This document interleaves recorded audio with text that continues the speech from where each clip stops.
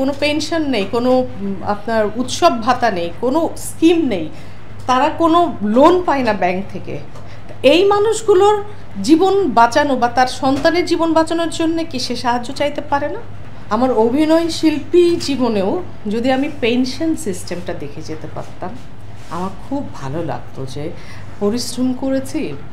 আমাদের পরিশ্রম, অনেকে বলে যে অভিনয় শিল্পীরা এতটাই দুস্থ বা মিডিয়ার মানুষজন এতই দুস্থ যে একটা সময় তাদেরকে সাহায্য চাইতে হয়।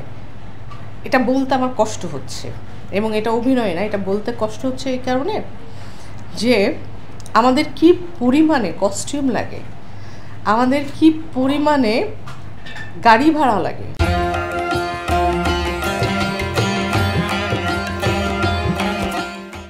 আমাদের কি পরিমাণে আমরা এক একজন উপার্জন করি, আর সেটা আমাদের বাজারে খরচ করতে হয়, আমাদের সংসার চালাতে হয়, আমাদের সন্তানের এডুকেশন দিতে হয়, নিজের স্ত্রীর কখনো কখনো ইচ্ছা পূরণও তো করতে হয়, বা স্বামীর প্রয়োজনও তো খরচ করতে হয়। তার থেকেও বড় কথা যেটা, আমাদের তো সবারই জীবন, সবাইকে আমরা এক রোজগার করি অবশ্যই নয়।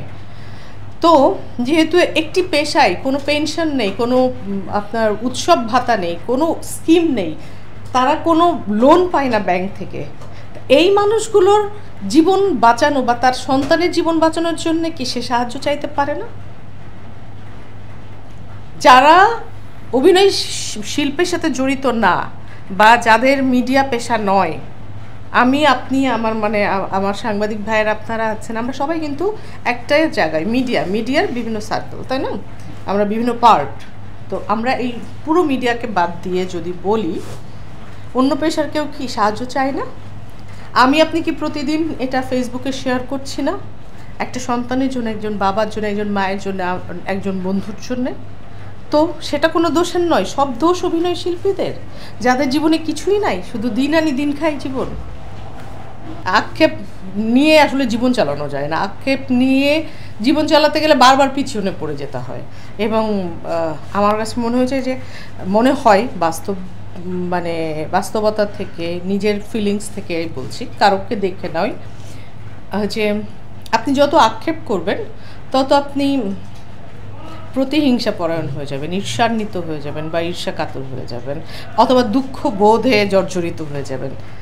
না, জীবন যেমন চলে তেমনই চালাতে হয়। তবে দুটো জিনিস যদি সম্ভব হয়, যদি দেখি, তাহলে খুব ভালো লাগবে। এক হলো, থিয়েটারকে যদি আমরা পেশা হিসেবে নিতে পারি, তো আমার মতো অনেক নাজরিন হাসান চুমকি আছেন যারা আর টেলিভিশন মিডিয়াকে পেশা হিসেবে নিবে না, শুধু থিয়েটারই করবে। আর দুই, আমার অভিনয় শিল্পী জীবনেও যদি আমি পেনশন সিস্টেমটা দেখে যেতে পারতাম,